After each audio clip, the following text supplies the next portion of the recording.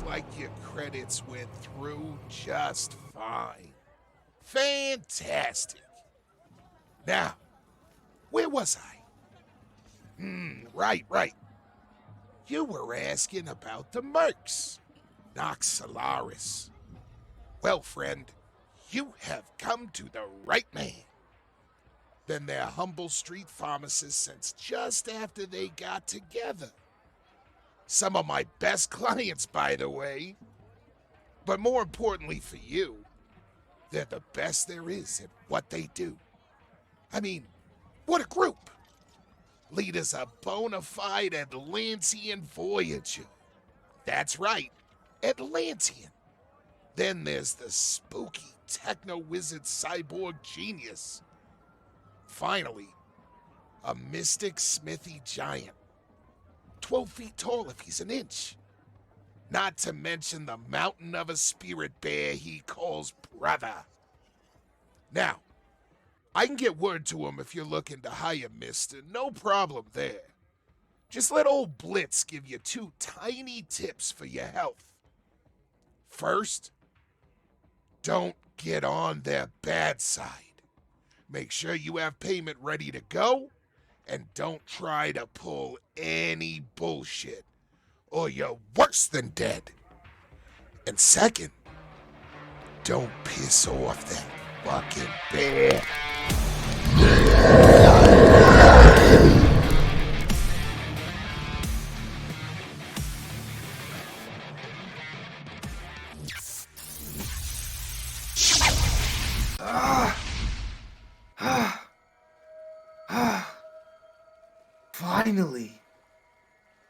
Finally, there you are. The Nexus had just enough power to fuel one more try. The last step.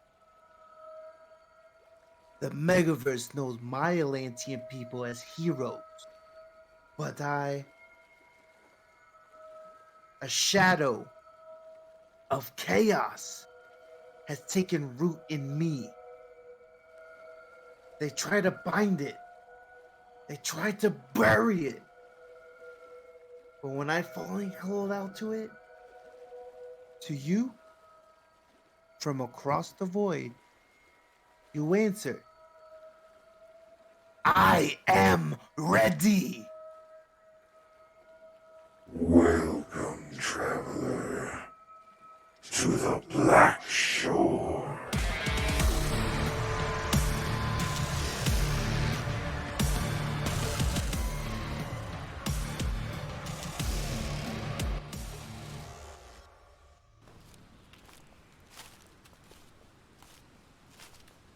Your shame reaches a mother's heart, even beyond the veil, little brother. My sister saw and mocked her as the darkness closed in. She giggled and synthesized honey-sweet tones while leaning close to softly breathe her venom into my ear. And so, with judgment passed and tourniquets in place, my family commanded the automated surgical bots to neatly slice both arms and legs from my torso. The harsh lights overhead swam and dimmed before my eyes, as flesh and bone were replaced with cold, unfeeling metal to cripple my connection to the arcane. Now, my family lies far behind my path, and I follow a new teacher as she whispers from the darkness ahead. Her voice haunts me with promises of forbidden knowledge and wonders precious beyond compare.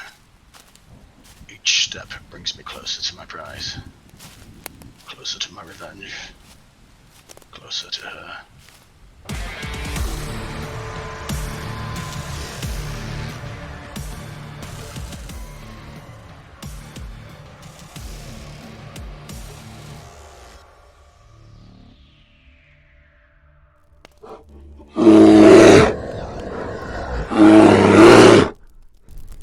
Nah, brother. My eyes read the stars as keenly as your ancient ones do. It is almost here. E is almost home. And with him comes the end for our proud and noble Vana countryman, along with the rest of the souls on this world. As his foul shadow falls upon us all, we alone stand for those who cannot. Ugh. So rise, son of Aku. Our ancestors smile upon us this night as they call us home. Come and let us earn our place amongst the stars above.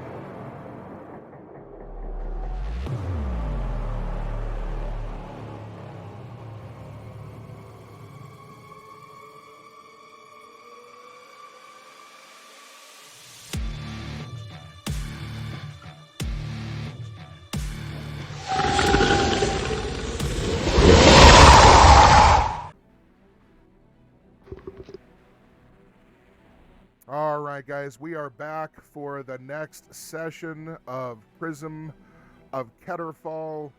Our group is assembled within the ancient bunker that has turned out to be a power station. So far, we've had quite a bit of action happening down here. Wotek, Ymir's spirit bear companion, has been laid low, apparently by a mighty superhero that we see here, who is right away commanding everyone's attention as he's made his entrance, holding Pilgrim aloft, and showing that he's been able to completely just dominate her physically. He's holding her in his left hand as he stares over his shoulder at Akama, who has just taken a knee in an attempt to assuage this demigod-like figure into not rending each and every one of the party limb from limb. His tactic may work, because instead of instantly springing to action, this heroic figure seems to, well, this terrifying figure, he seems to have paused for a moment and is actually listening to what Akama is saying. Now, Ymir has taken up position close by his companion Akama. He's actually standing near the main particle accelerator ring that's submerged in a pool of radioactive fluid. Through the door, wait a second, Ren, there we go. I had meant to do this earlier, I apologize. There we go. Through the door lies a power converter that's been corrupted by an errant shot earlier. That damaged some of the inner machinery within a portion of the wall right next to the door here. So now this unit is slightly malfunctioning. My bad. The entire rest of the facility has pretty much gone quiet, because in one way or another, the rest of the opponents, the rest of the individuals that have been down here have all been murdered by our companions, or by the heroic figure that is now next to them all. So they are relatively alone in here and trying to work on the facility to restore proper power to the local settlement of Sinner's Cove. So with that, we're going to pick up the action we're actually going to wipe initiative. And okay, at this point, no one is in combat. Everybody is basically in this pregnant pause that's happening as all of the characters have come together, and this figure is now menacing them all. With this, what we're going to do is we're going to go ahead and let Akama go ahead and speak. He's had some time to consider his words carefully, and the floor is yours, sir.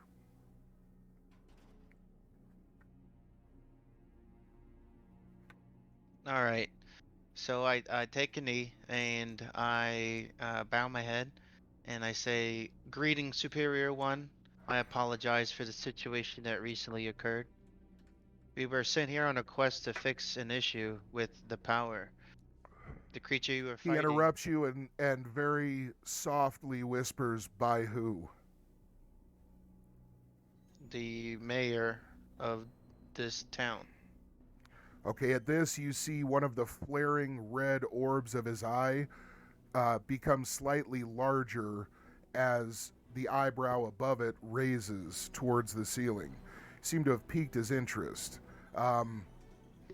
Okay, at this, he just nods ever so slightly, almost imperceptibly, but you take it as an acknowledgement of some kind of authority as you mention the mayor's name, okay?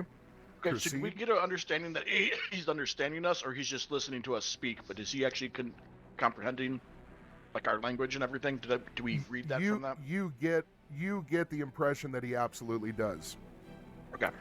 You guys all also notice that Pilgrim, her eyes are barely open, but you're all getting the impression that she is conscious. She's simply gone completely limp, basically in the face of a predator trying to bare her belly to, all right, so proceed.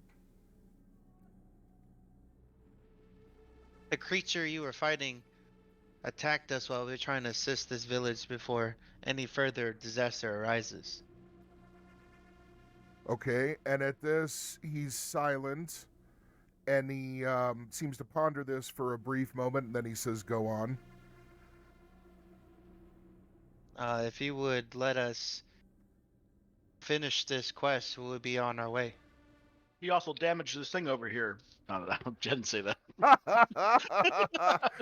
You want to throw that can of rotten mushrooms in the soup? We can go there. That was just a joke. It was just a joke. All right, fair enough.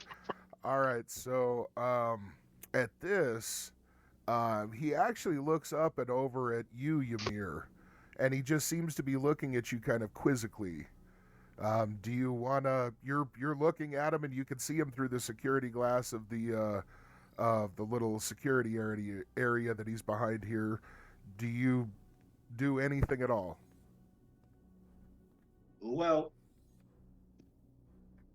Ymir doesn't do anything per se, but I can give you kind of the emotional what he's thinking right now. His blood is on fire because he smells Wotek's blood on this guy's hands. But understanding that he felled Wotek, he understands that this being must be of significant, great power. And so where he was in a more active combat stance while he moved towards this, you see him pause. When he pauses right where you see him standing, he just sheathed his axes and kind of gives him that crow stare, or that crow stare, sort of just looks at him dead in his eyes, matching the being's gaze, but sort of inquisitively himself, like, why? Like, or did he attack, or why did he attack Wotek? Because he smells the blood of his shield brother on his hands. Okay. All right. As you do that, you're obviously breathing fairly heavy and kind of not really growling, but I mean, it's part of your nature to express yourself in these nonverbal kind of ways. And as you're doing that and he's looking at you and you're pondering these things, he actually starts turning his body more fully towards you and seems to be examining you even more closely. He cocks his head to the side just a little bit at a strange angle, and you get the impression that he's almost looking through you for a moment. And after just a second, he rights his head and seems to get a really broad, toothy smile that shoots across his face, and he looks very, very pleased with himself and satisfied. At this, he spins back around to you, Ren, and as he's looking at you, he reaches out with his free hand and just kind of caresses the security drone that's still floating there. And he looks at you, and you're still in the middle of your operations trying to write the systems of this facility, obviously. Well, I'm pretty sure I'd stopped typing when he appeared. Kind of froze up a bit. Yeah, we'll say you're still at the helm. I don't want to do any you're, sudden you're movements. right there. Sure. Yeah. Sure. Same spot, just not continuously. So he gazes kind of down and over at you, and he says, "And what is it you're doing?" I was trying to prevent the radiation leak through the system. As I'm sitting there with like my hands like fully extended, like I'm getting ready to type and not typing with my hands just stiff. Okay. Like okay. I'm in freeze frame mode, just kind of like. Okay. At this, he looks intrigued and he says, "You understand this tech?" I believe so. And he says, "I need to go through that portal now." He says, "Can you stabilize it enough for me to get through with her?" And he holds Pilgrim up by the neck in front of you like a limp doll. I believe so. Okay. You feel like the modifications that you already made in the first step of this process have already pretty much normalized the containment field around the portal. You feel pretty sure that you don't even need to go on to the second step of realigning the ring, which was almost completed already, or the third step of finally going out and repairing the panel outside of this room. You feel like both of those can wait when it comes to the actual mechanical process of him getting through the portal.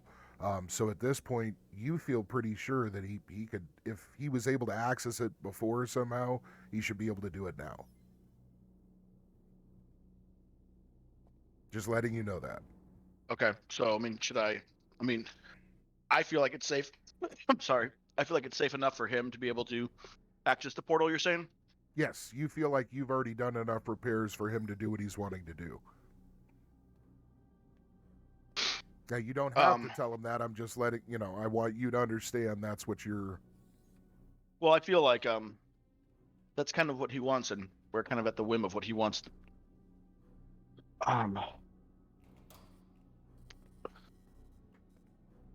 Let me just check something, I'll say, and then I'll just wait a second kind of and be like, okay, it should be stable, I believe.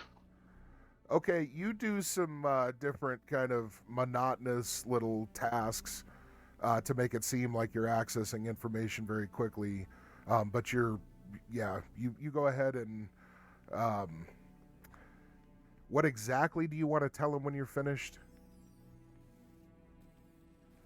It appears stable and safe to travel through. Okay, he looks at you really intensely and for long enough to make your heart start pounding pretty hard. Because you can tell he's trying to read you and see if he believes you or not. His eyes start flaring up and you see this kind of misty pinkish plasma start kind of rolling out from the corners of his eyes in response to the intense heat being generated. And as he stares at you for just a moment, finally his face slackens a little bit and relaxes, and his eyes return completely to normal, leaving just a really strong scent of ozone wafting through the room. And as he looks down at you, he just nods once, almost pleasantly, and gets just a kind of crooked, relaxed grin on his face, like a kid that just realized he's not going to get caught for ditching school. And he pulls Pilgrim in closer to him and actually reorients her so that he's still holding her by the neck, but that he's holding her almost like a 6-pack of beer by the neck, where she's almost being dragged on her heels by the neck as he begins walking forward. He comes out this way, bringing her with him, obviously. I should have grouped that. But he begins walking over this way. And they get about here very, very quickly. He's obviously moving at some kind of enhanced speed. As he begins moving, you see that you just hear a really loud crumple of metal, and the drone drops right as his motion starts to blur, and he starts like blurring forward. And as the drone drops, you can tell it's been damaged significantly. He essentially just crushed it in his hand. I thought my drone was back to me, like in my person, not floating next to me. I thought the command was to come back to my person, into my... Oh, okay. I had still had it here floating in the same room with him. That's not a problem at all. The command that I had was for it to return to me, to my person, and then I thought its movement was to get back on me, like in my person, like in my things, deactivate. No worries at all. Did that in the room. No worries at all. So we're just going to go ahead and take this off then, and we'll just say that didn't happen. You just had it already in your pack. No worries at all. All right, so you're all set here. And at this point, does anybody want to say or do anything? I'm just going to still be like in that frozen pose with my hands out, like by the keyboard or controls or whatever. His eyes are just trained on the situation. He's got that glance like he had back on the boat with the shifty drug dealer, and he's just sort of watching the situation. He focused intently, though. Okay. Akama? I apologize for the intrusion, but who is this creature to you? Okay, and you say that to him regarding Pilgrim, is that correct? Yes. Okay. As you say that, his blurred, really rapid motion stops. And he pretty much pauses, still facing away from you, and just stands there for 2-3 seconds solid. He turns over his shoulder and he says, "Why?"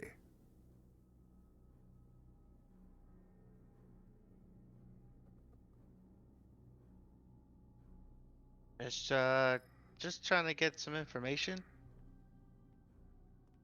Okay, and at this, he drops her and warps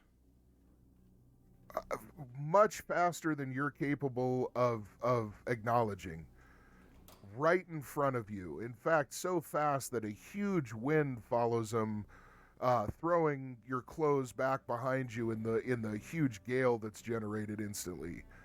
And as he appears right in front of you, he leans his face way in close to yours and kind of has his head at an angle a little bit, just kind of like examining you and looking at you. And as he gets this close, you get the sense, now that you're looking just literally inches eye to eye from him, and get the full, total experience of his facial,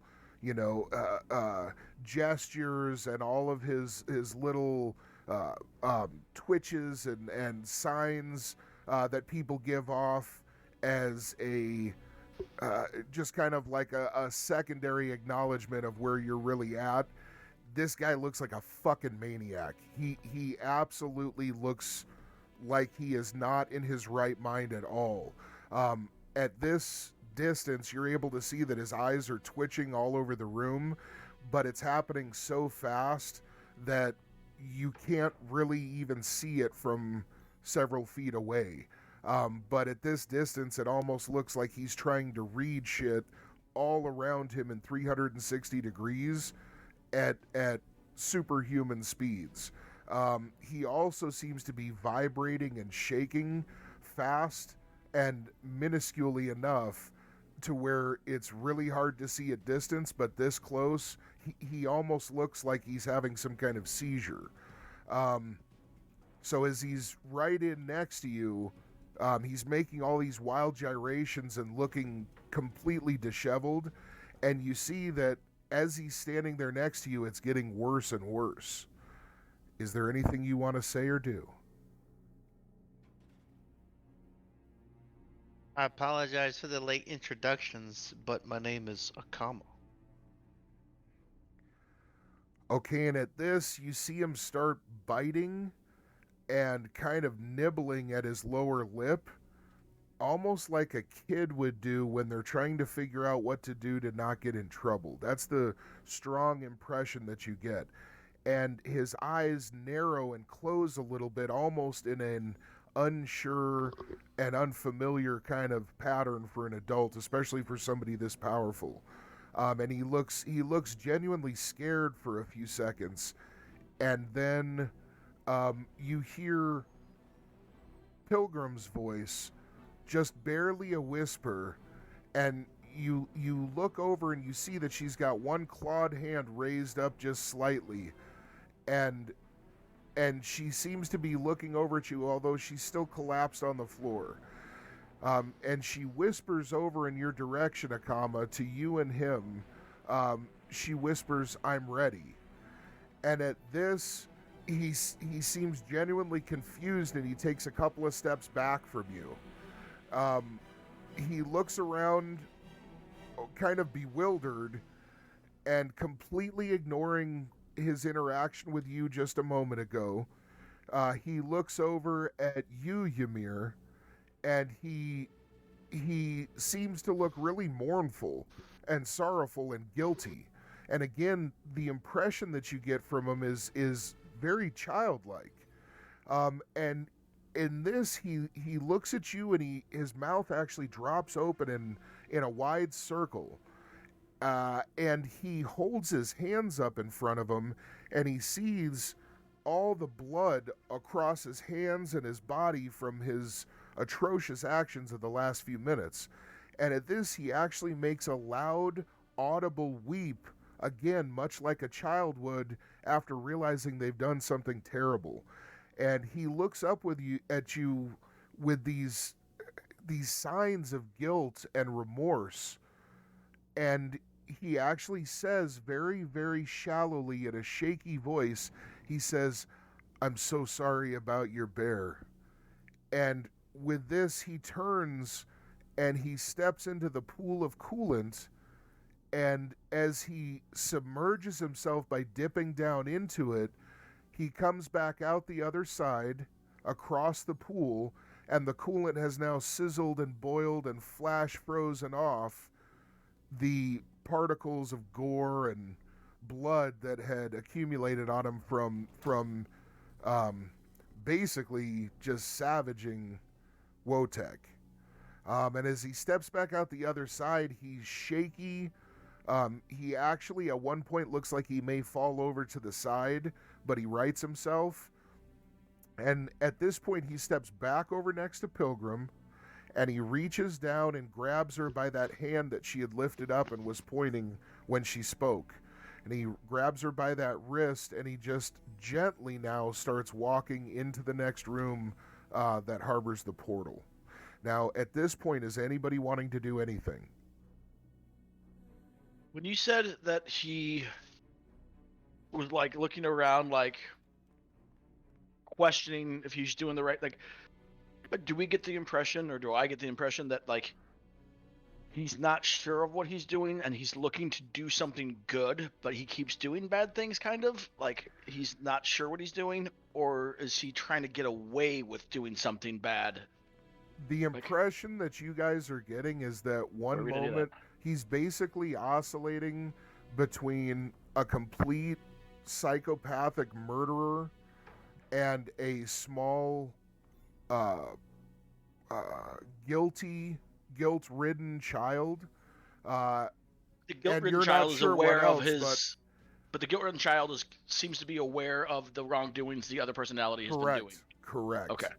And you're also gathering that there seems to be some relationship between his mental state and Pilgrim.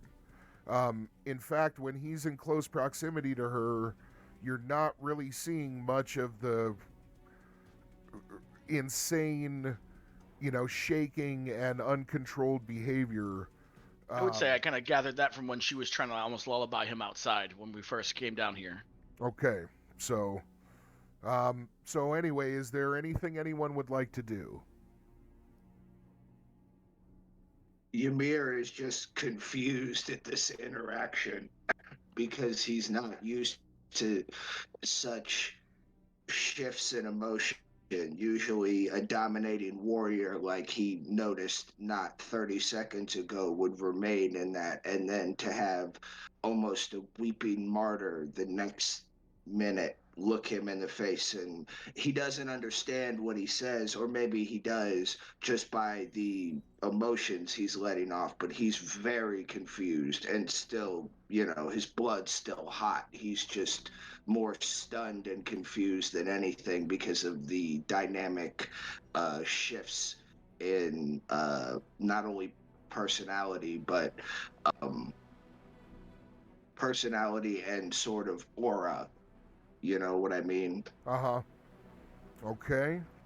All right. So as you're standing there trying to kind of come to grips with what could really be happening with this individual and how this all fits together,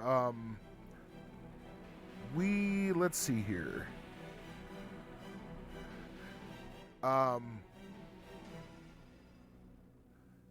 He is continuing to walk forward. I just want to make absolutely sure that as he's moving towards the portal, nobody's wanting to try and stop him or take some kind of actual interventive action. Is that correct?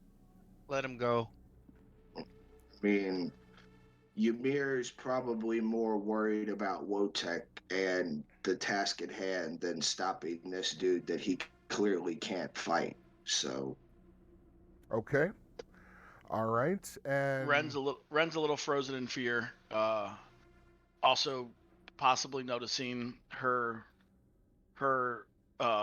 actions looking like it was almost like, well, at least from what he perceives as her basically being like, leave them, let's go, I'm ready. Like inviting him back to the task at hand. Okay. Just allowing it to happen because A, unsure of what to do, B, being terrified of trying to do anything that could turn back on the wrath of this thing. So yeah, he's just sitting there, just still watching. Okay. All right. Excellent. And Akama, anything at all? You're good? Oh, I'm good. Okay. By the way, you should still have your 3 eyes on, right? Yes. That was, I want to say it was either 10 minutes or 30, but either way, it doesn't matter. It was 10, I believe. So as you're watching the scene unfold, you do notice a very subtle shift in his aura each time his mood seems to shift. And you are not close to an expert in this subject, so this is about as much information as you're gleaning from it. But it is a subtle but noticeable shift in the overall kind of color and profile. You also see that Pilgrim's aura and general state of being actually seem just fine. Although she seems completely, like maybe she was beaten the shit out of or subdued physically, whatever happened to her, she doesn't seem hurt. She doesn't seem really scared. She doesn't seem to have any kind of telltale signs of violence happening to a person or being afraid for her life or any of that. So we can assume, or at least she looks like she's not a hostage, like she's being taken against her will. In a case like this, yeah, that's a pretty safe bet. And I would say that Ren and Ymir, you guys both notice that, I mean, you're not seeing any open wounds. You're not noticing anything, really harmed on her at all. Other than the fact that she seems to be, being really submissive. So, okay.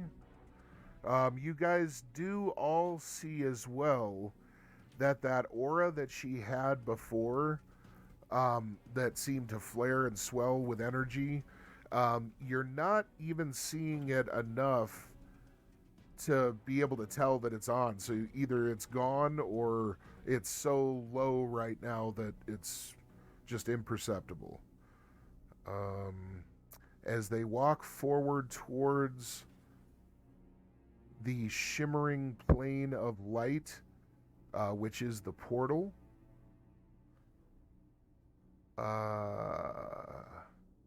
the field seems to get a little bit brighter for just a few seconds as they approach, and you would all guess it's probably some kind of reaction to, a field around the actual portal itself. And as that kind of film seems to peel away as they walk through it, they actually interact with the portal's plane itself, and they just it almost looks like they step into a field of almost like silvery water. And as soon as they're on the other side, you don't see any more signs of them at all. And everything in that room seems to go back to normal. As they walk through, I am going to say, I'll be right back. I'm going to go check on the other two. And I'm going to start running. I don't know how far can I run. Is it like a, is it like as far as a fight, or can I just keep running? Yeah, now that we're not in initiative, you guys can basically do as you'd like. There's no turns or anything. You can just kind of tell me what you want to start doing.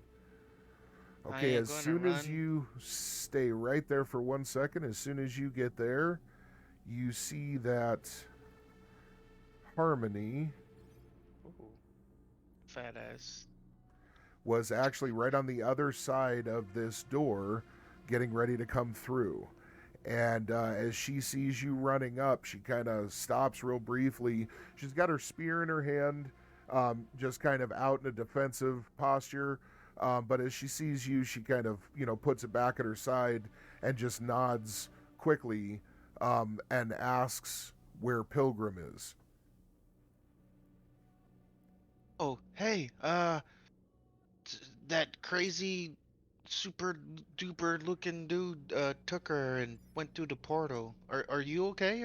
Is your friend the monk okay?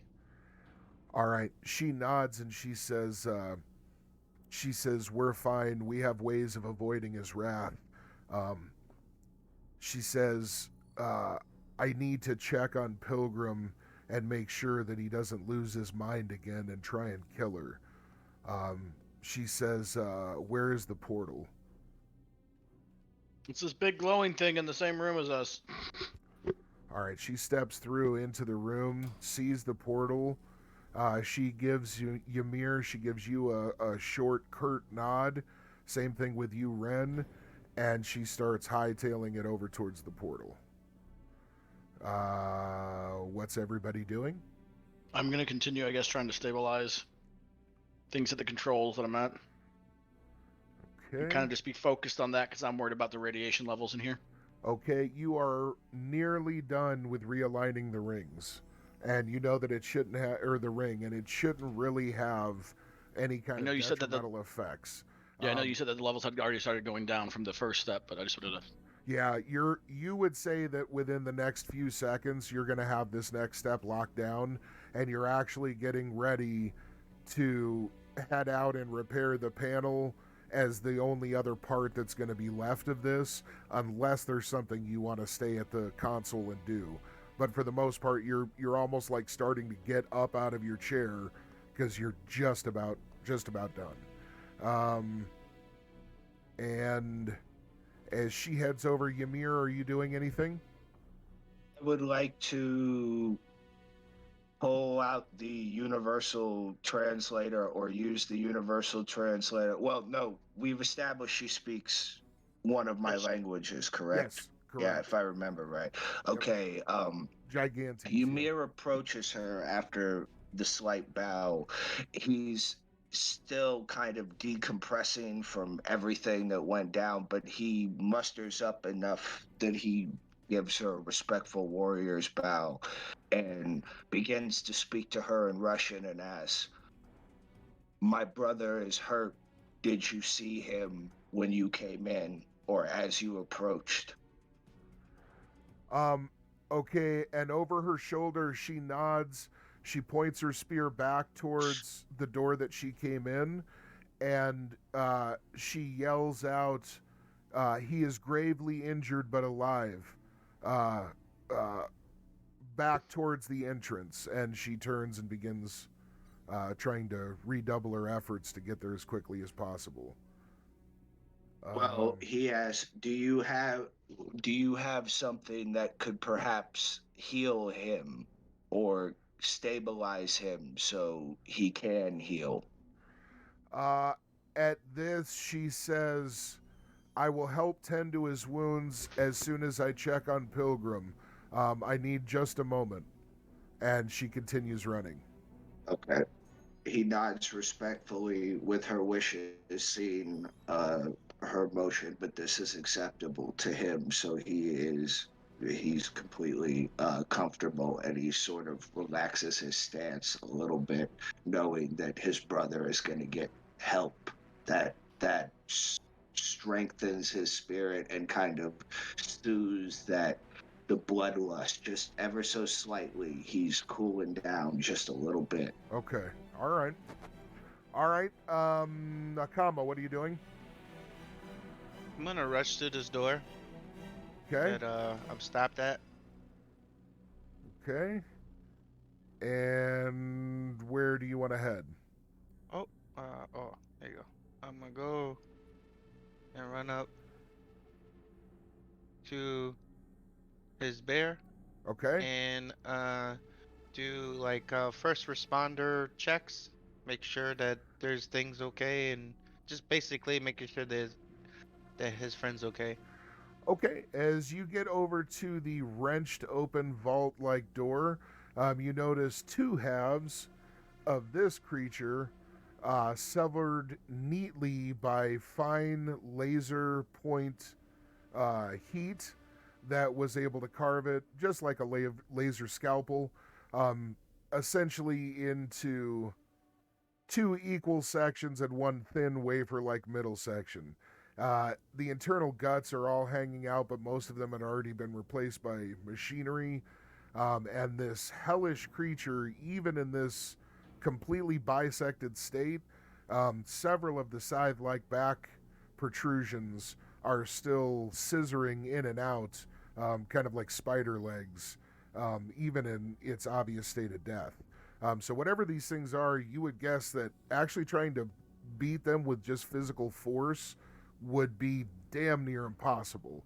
You don't think that it's actually regenerating, and it's probably going to die relatively soon. But you still wouldn't want to even get that close to either one of the sections. So as you get up to Wotek, you are able to see him through the door, and he is beaten pretty badly. One side of his face is crushed and caved in pretty bad, and you would guess that he took some kind of blow to his face that would have probably leveled an armored car. He also seems to have some busted ribs, where on one flank he's got some indentions that shouldn't be there. And he also seems to be periodically coughing up some blood. One leg is snapped, his left front leg is snapped, and it's actually laying kind of down and under him at a weird angle, obviously broken. And other than that, you're not seeing a whole lot. Do you have any medical skill? Yeah, I got first aid. First aid. Go ahead and give me a roll on that. What's your Oh, it'll say in the roll. Never mind. Yeah. Nice. All right, so you're able to tell that this is the extent of his injuries. You don't know how bad the internal injuries are on those ribs, but you would guess his face is probably the biggest problem, because you know that he's some kind of supernatural creature, and as his face tries to heal itself, a lot of this shattered and impacted bone that's been forced inward into his skull is going to be a problem. It's all going to try and heal with shards of bone kind of crushed in like a can. And so you realize that the most important thing probably to help him is going to be pretty much for somebody with supernatural strength that could manipulate the tissue to kind of stick a hand in there, get a good grip on whatever solid chunks of bone and tissue are left in the hole, and basically kind of like you're trying to fix a dent in a car, basically start kind of trying to wrench and pull some of that back out from,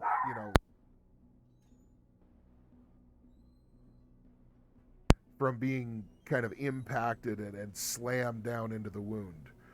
So that's your guess.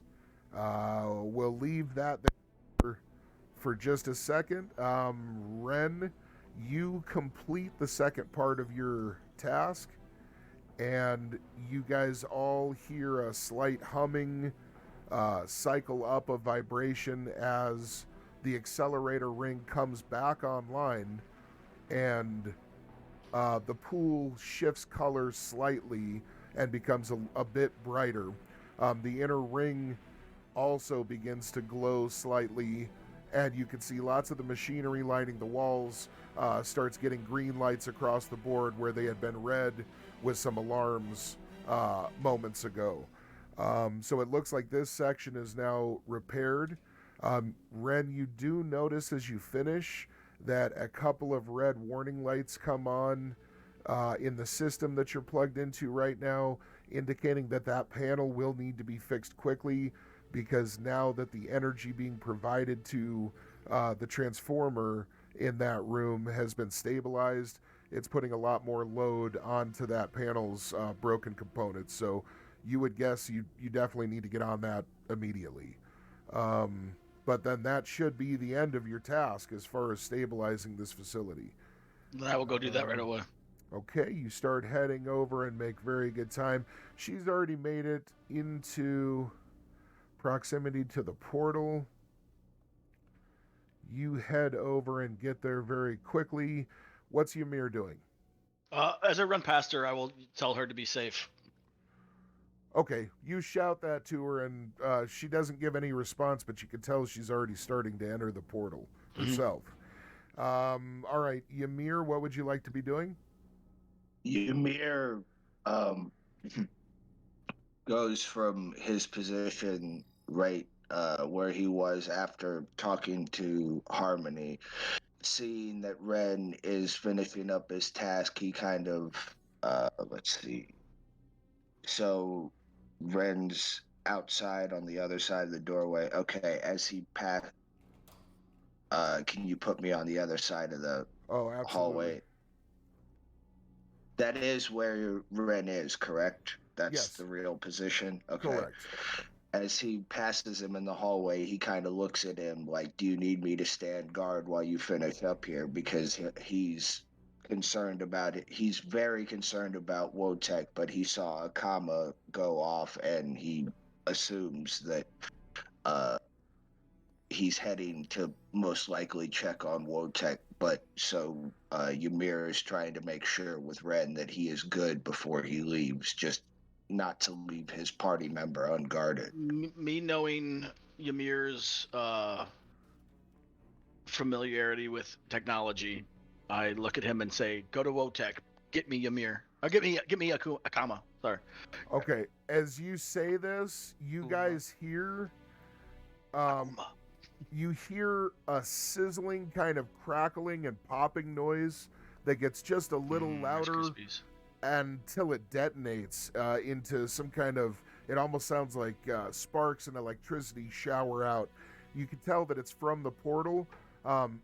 Coming from around the corner, as you guys are able to just peek around the door, you're able to see that Harmony actually kind of rolls out of the room that had the portal, and as she rolls forward, her form is doused in like kind of a sickly greenish smoke and ash that's coming up off of her figure.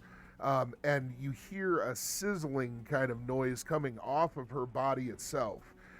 She rolls over into view, and you see that she's kind of in the fetal position, clutching her at her face desperately with her hands, and she's trembling violently.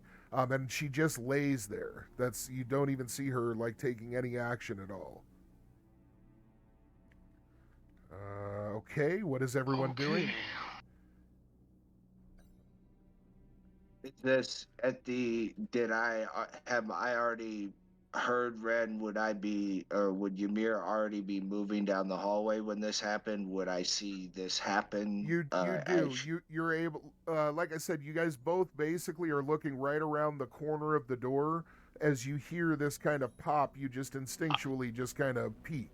I would push Ymir towards Wotek and said, "Go, get Wotek, give me a comma," and I would leave the panel and run towards Harmony real quick. Okay. You feeling covered the push, knowing what his ally would say. Oh, it was fast. Ymir made his way over by a comma. Excellent. All right. We'll say that you guys actually... Let's just fucking get that out of there. We'll say that you guys actually get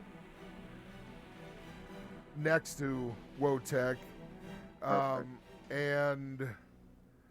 Okay, so as you arrive here, Ymir, what are you saying, and Akama, what are you doing as he comes through the wall, comes through the hole in the door? I'm just fixing anything that I can fix as of this moment with the tools I have in my possession. Now, like I said, the best thing to do in your estimation for first aid would basically to reach your hand into the kind of concave dent and pull the whole thing out. Mm-hmm. Hopping out a car dent. You want to do that? Yeah. All right. Give me. Wish I was there. I've got telekinesis. give me a first aid roll again. Fucking I'm shove your looking for meat. a high or a low. With skill rolls, it's always going to be you want to roll under whatever your skill percentage is, so low. That's is how that always works. better. I was always confused how that worked. Yeah. Okay. So, you stick your kind of flat palm hand into the big gaping hole that's right around where his eye socket would have been. And as you do this, that's right as Ymir basically starts crouching and coming through the door. And so, Ymir, you notice that your friend now has his hand kind of slid into the face of your companion. And as you do this, you notice that there's several big chunks of bone that you're worried about, and you're trying to kind of get a good handle on, one kind of section of it so that you can pop it back out. But as you do, unfortunately, it kind of slides out of your grasp. And you can tell the bear is in a tremendous amount of pain, but it's also in shock and basically passed out. Its body is rigid, and it seems to be kind of shaking and shivering. But you definitely lose your grip on the shelf of bone that you had, and it's going to take you just a second to reorient your hand and try and take another try at this. Ymir, what do you want to say or do as you arrive and see this? Well, Ymir is in pieces seeing his brother felled like this. He knows that it must have been a mighty battle. He must have put up a fight, fought his absolute hardest, even though it may have been all for naught. He can tell by the extent of his wounds that Wotek fought valiantly, maybe futilely, but valiantly nonetheless. And he kneels over by his brother Bear, who he can tell he's out of it. Like you said, he's rigid and passed out, but he still reaches over to his ear, just pats him as lightly as he possibly can, and goes, "Isa, Isa, easy, easy. You fought well, valiantly, brother. Hang on. Okay. I am here. We are here." Okay. So as you do that, you see him stir slightly, and you see him relax just a little bit. But you definitely have gotten through to him, and he's definitely taking some measure of comfort in this. Let's see. Give me just 1 second, guys. Want to try again? Fix his face. Okay. You continue trying to pop his face back out. Before I can do another one, I use my other hand and reach into my pouch on the side and pull out the translator. And I say, "I'm here to fix his face. It just needs needs to be reoriented. Okay. All right. Stay safe with him. Stay close to him, because your comfort will be something he needs." Ymir, hearing this and acknowledging it, knowing that this translator is very good, and I understood this, correct? Yes, absolutely. Okay. Knowing this, Ymir removes his helmet for the first time since they've been in this on this quest together. Completely removes his helmet, looks Akama dead in his eyes, and you can see Akama can see the sadness, but also the thanks. Because of what Akama said, it brings him some level of comfort to know that his allies care for his shield brother as much as he does. Okay. And then he nods his head and basically, in a gesture like, "Do what you have to, because Wotek's a warrior. We've been through battles like this before. Like, he can take it." And so Ymir puts his helmet back on, puts the visor back down, and just stays near Wotek's ear, kind of lightly patting him, trying to bring him comfort. Okay. All right. Let's see. So as you do that, Akama, you try and pop that fucker back out. Go ahead and give me one more roll, if you would. All right. Today's a good day. So Today's a good day. as you're trying to do that, go ahead and give me a straight D100 roll. And you want to get under 50%. Okay. Fuck my life, dog. Okay. Why is today so good when it's bad time? Like, Now yo, it's- don't do this, and it's just like, high roller, yeah. All right. So as you try and pop that dent out this time, you get a little over enthusiastic, unfortunately. And as you're doing it, you accidentally kind of angle the shelf of bone you were trying to get a good grip on, just enough so that its sharp face actually slices the mega damage flesh on the side of Wotek's face much worse than it already was, and a big chunk of the inside of his head kind of flops out like a broken pumpkin. And you both, as you're looking at this, both kind of go, ah! Like you definitely, this is not good. This is not good. Quite a bit of blood, bone, viscera, and gore kind of flop out onto your guys' feet and lower extremities. And a couple of large gouts of blood seem to be spraying from pretty vital arteries somewhere deep within the skull itself. At this, he kind of shakes a bit and seems to stiffen up and convulse. And it looks like he may need further help. Definitely will need further help. Okay, let's check back in with Ren. You get over to Harmony, and Harmony ain't looking so good. She is singed savagely across her entire form. Her clothes don't seem to have been affected too badly, but her flesh itself has actually been charred, and you would guess she has at least second-degree burns across a lot of her exposed flesh. Now, luckily, there's not a lot of that. She's actually fairly well armored up, but she did not have her helmet faceplate on, and as she's kind of contorting and holding her face, you can tell that that's probably what took the brunt of it, if anything else suffered much at all. You do see that the flesh of her face, though, is fucking burnt. You notice that across her form, this wispy grayish smoke and small little particles of ash that are coming up off of her.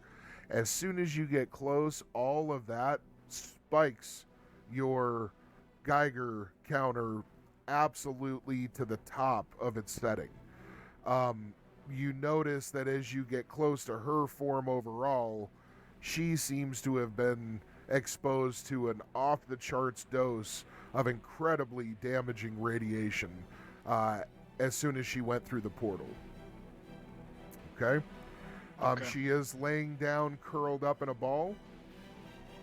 You look through the doorway and you see that the portal is there, almost beckoning you. A person possessed of such an inquisitive and scientific mind, its sheer presence is fascinating to you.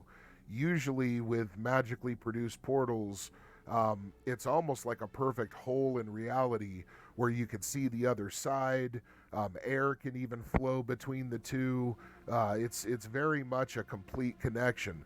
This is a plane of energy that appears capable of transporting someone from this physical space to a link somewhere else in the megaverse. It's very, very different beasts.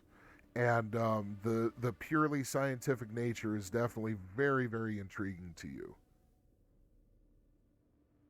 Well, but the radiation scares the shit out of me, so I will, although maybe caught in awe of the portal for a moment, refocus back to what's happening here, because although all the interest and curiosity in the world isn't going to make me want to just walk in and commit suicide by getting melted by radiation and look like penis mare.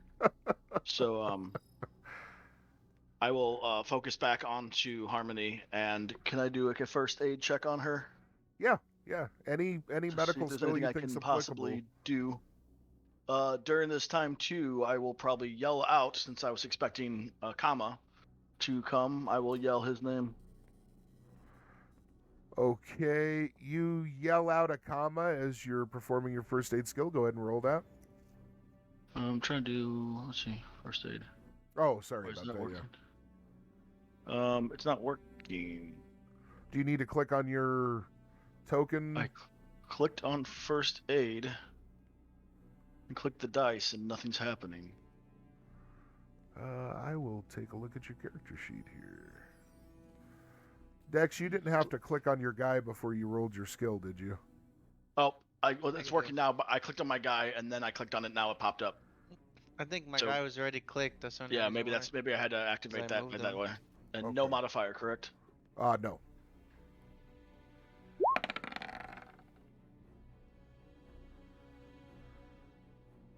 Okay. You can tell that the nature of the radiation damage that she took is probably not going to be lethal to her, and you would guess that she must have already taken some kind of prophylactic precautions. But Covered in a condom. you would, yeah, right. But you would also guess that her taking some anti-rad medication soon would be the best, definitely the best bet. Your overall estimation, though, like I said, you're pretty damn sure she didn't just take a lethal dose of radiation. It was probably more superficial and environmental rather than, you know, something that she's been contaminated with. So you do not have any anti-rad meds on you, though. No, do not. You're not sure if she does. So While I've done this quick check on her, I will ask her if she does have any on her, and if I can assist her by applying it for her. Okay. Since she seems to be in a great amount of pain. At this, one of her shaking hands kind of pulls away from her face, and you see her face is cooked pretty good. I mean, she's fucking crispy, and I've lost all interest in her because she's not attractive anymore, and I go in the other room. No, I'm joking. You do He loves notice her even more now. you do notice that even a bunch of her hair has been singed off. It was that Ew, severe. even grosser. I'm gonna go join my grit friends. She's gross now. All right, so as she pulls the hand away and it's shaking pretty bad, she points down to one of the pouches at her side and seems to indicate she's got something in there. So I will search her pouch. okay, you very quickly find a marked kind of hypo syringe that is the same kind of device that you used on yourselves. You're confident that just putting it like up to her neck and injecting it should pretty much deliver the medicine. Okay. I'll rest her head on like one of my knees so I can have access to her neck and have tilt her head, you know, a bit. Okay. I will gently like